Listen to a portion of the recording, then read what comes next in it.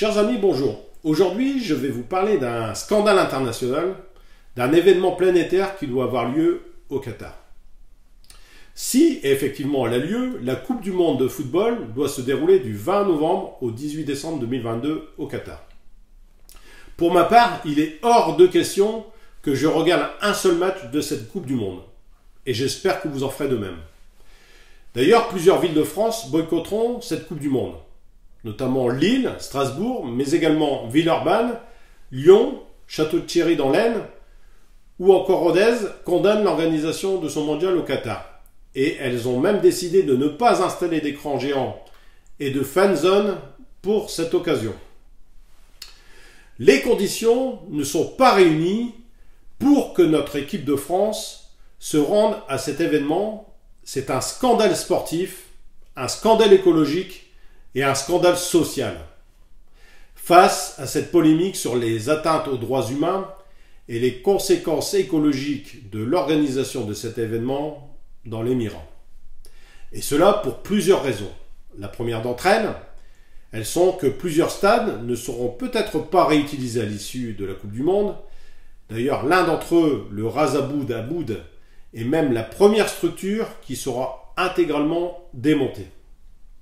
En second lieu, c'est un sujet qui fait débat dans l'attribution de cette Coupe du Monde. Dans un pays où les températures sont extrêmement élevées, l'été au Qatar, il est fait jusqu'à 50 degrés. Ce mondial a même dû être décalé en hiver pour le bien-être des joueurs. Toutefois, même en hiver, il est fait toujours très chaud au Qatar, avec des températures allant jusqu'à 30 degrés. C'est la raison pour laquelle 7 enceintes sur 8 seront climatisées. C'est un scandale écologique. Ensuite, près de 6500 ouvriers immigrés sont décédés sur les chantiers. Les droits des travailleurs n'ont pas été respectés. L'attribution du mondial a relevé au grand jour les conditions de travail des immigrés au Qatar et c'est l'une des choses qui en repousse beaucoup à la boycotter.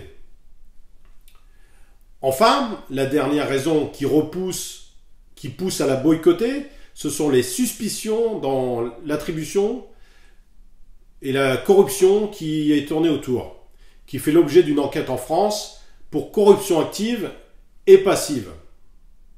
Ma conclusion au regard de tous ces points que je viens de vous énumérer, et surtout pour la Déclaration universelle des droits de l'homme du 10 décembre 1948, qui considère que la reconnaissance de la dignité inhérente à tous les membres de la famille humaine et de leurs droits égaux et inaliénables constitue le fondement de la liberté, de la justice et de la paix dans le monde, il est évident pour moi que l'image de la France ne doit pas être associée à un pays qui bafoue sans impunité les droits des hommes.